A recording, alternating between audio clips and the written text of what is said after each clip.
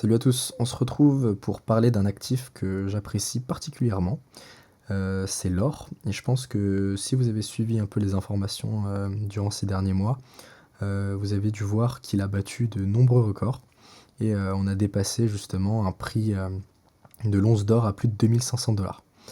Alors faut pas oublier que, l'or avant d'être, un actif, c'était avant tout, une monnaie. On va, voir pourquoi justement, l'or augmente autant et voir même si c'est pas, un peu trop, justement, pour pouvoir, s'y exposer si vous n'en avez pas encore. Alors d'abord petit rappel, hein, l'or, il explose depuis un certain temps, notamment parce qu'il y a énormément d'enjeux géopolitiques, notamment, au Proche-Orient, donc là avec, ici, donc l'armée israélienne, qui s'en prend au Liban.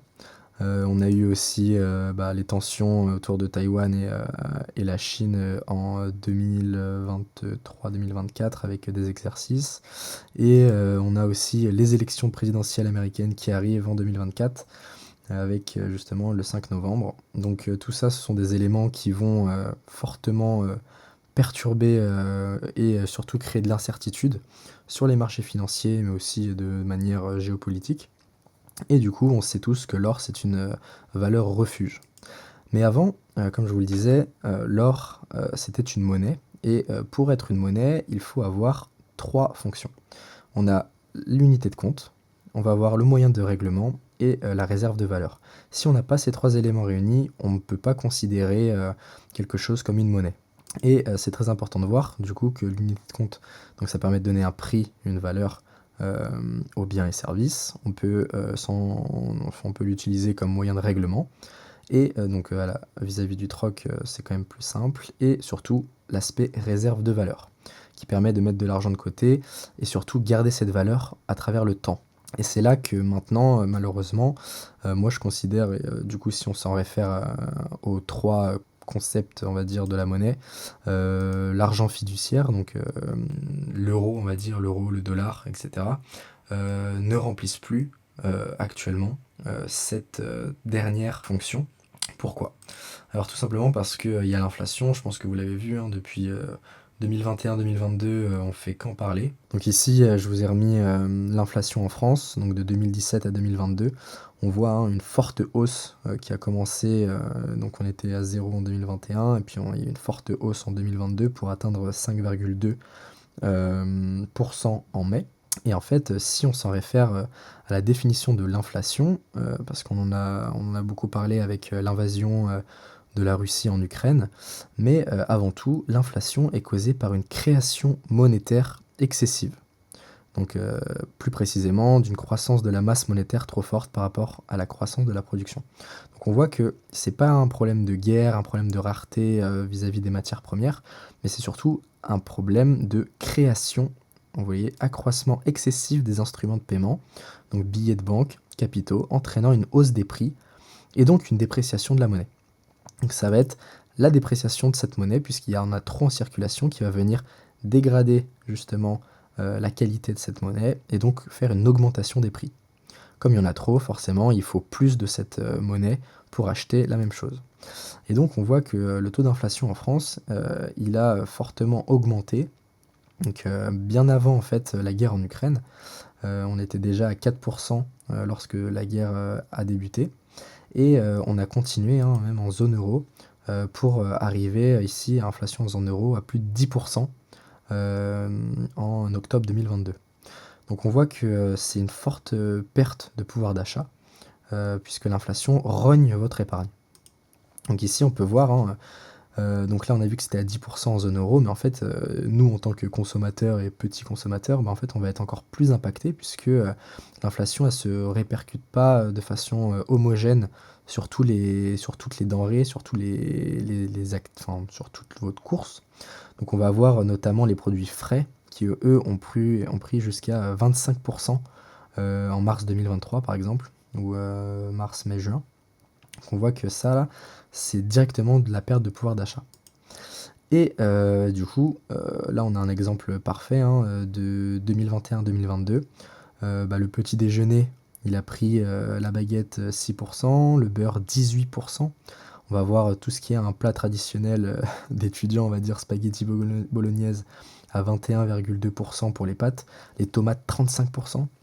Donc voilà, donc là on voit tout de suite que en fait l'euro, en tout cas nos monnaies ne remplissent plus du tout leur rôle de réserve de valeur et que bah, malheureusement en fait on est juste en train de perdre du pouvoir d'achat. Et ça en fait on le voyait pas forcément puisque les prix ne changeaient pas, mais on va avoir un phénomène de shrinkflation. Donc ça va être la diminution de la quantité sans toucher au prix. Et donc on voit qu'une canette de 33 centilitres à 70 centimes, elle reste à 70 centimes, donc on ne le voit pas, mais on va avoir moins de quantité de ce produit. Et ça pourtant, c'est une sorte d'inflation déguisée. Pareil pour les différents produits, on retrouve que donc une ose c'est à peu près une once, c'est à peu près une trentaine de grammes. Ben, on voit que justement le paquet qui faisait 9,75 onces, on est passé à 9,25 pour le même prix, etc., etc. Et donc ça nous permet de voir que bah, en fait notre argent il déprécie et il perd énormément de sa valeur.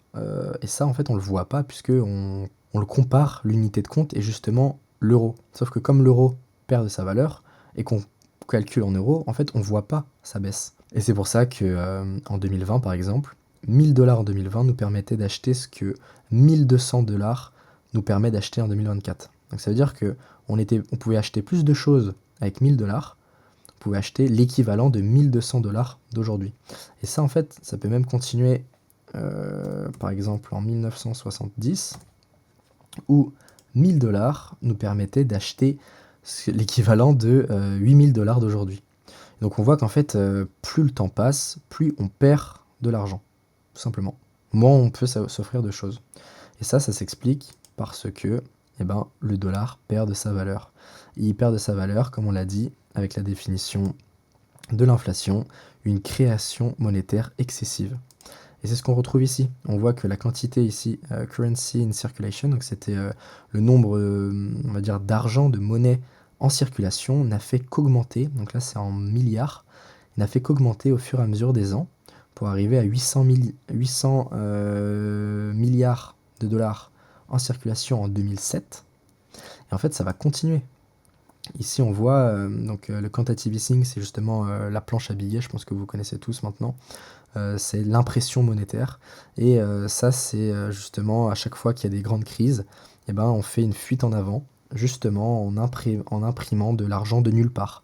Et comme l'argent, il n'a pas de contrepartie, il n'a pas de valeur autre que ce qu'on lui donne, puisqu'il est adossé à rien depuis justement 1971 avec l'arrêt des accords de Bretton Woods où le dollar était adossé à l'or, eh ben, on peut imprimer sans limite de l'argent. Et du coup, on voit bien qu'ici, on a rajouté une quantité excessive de billets en circulation. On revoit ici, hein, c'est la source de la Fed. Hein.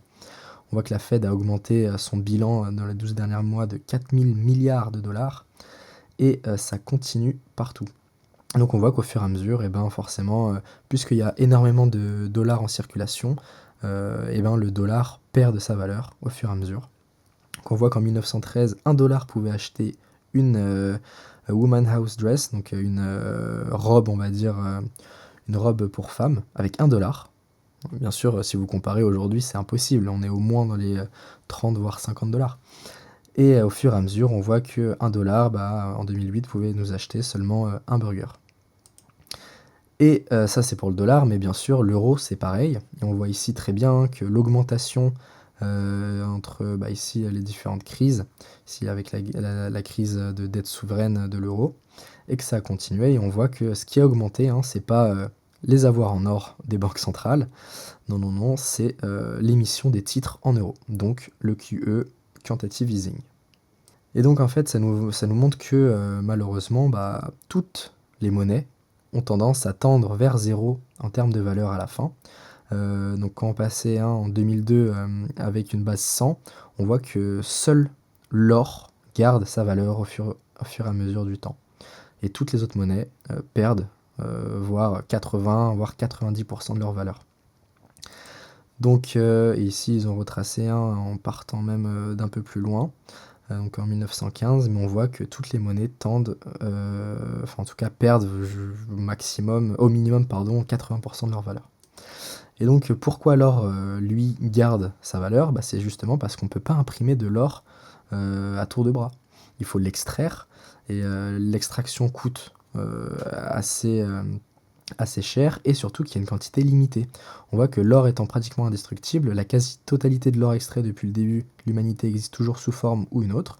Et si on rassemblait tout cet or et qu'on pouvait le fondre, eh ben on aurait un cube d'environ 21 mètres de côté. Et après, on a la répartition justement sur les différentes parties de l'or qui a été extrait dans le monde. Mais on voit qu'on ne peut pas en imprimer à tour de bras.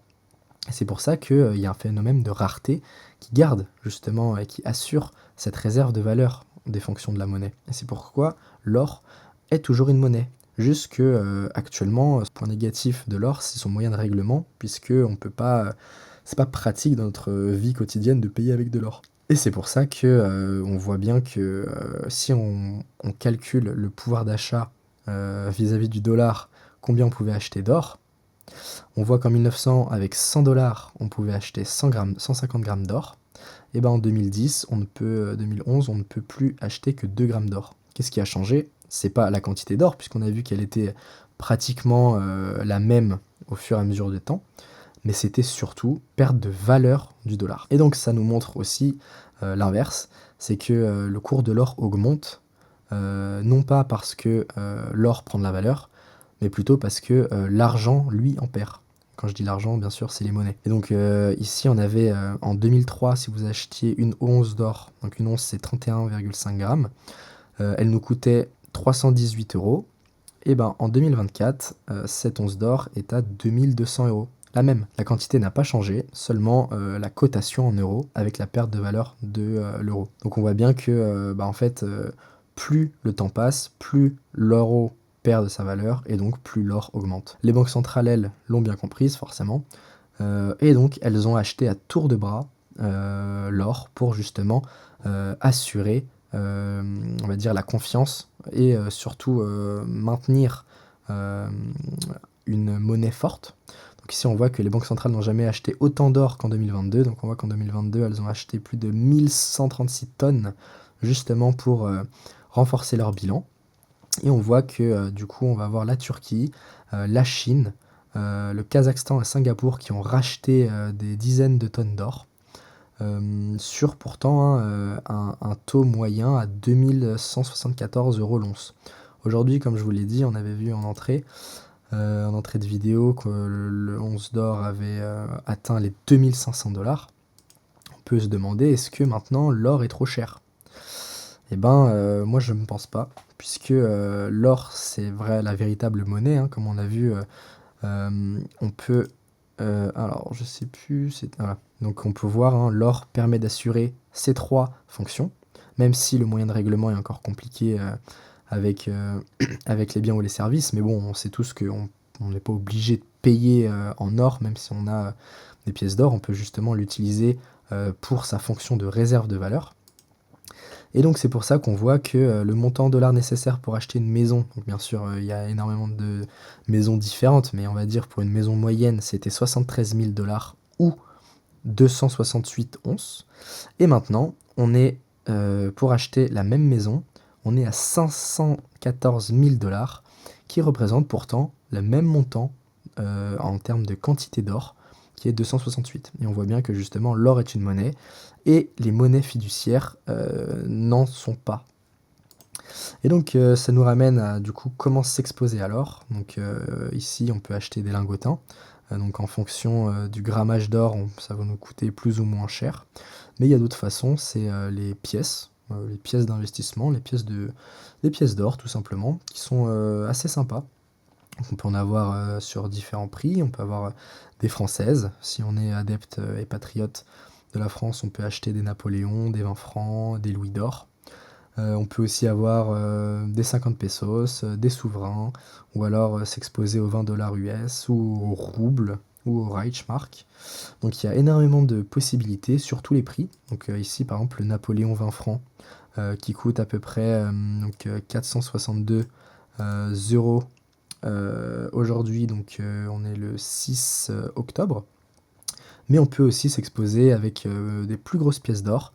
Donc ici, ça va être des 50 pesos, donc qui pèsent plus qu'une once. Ici, on voit qu'on a 41 grammes et que celle-là va nous coûter aux alentours de 3 000 euros.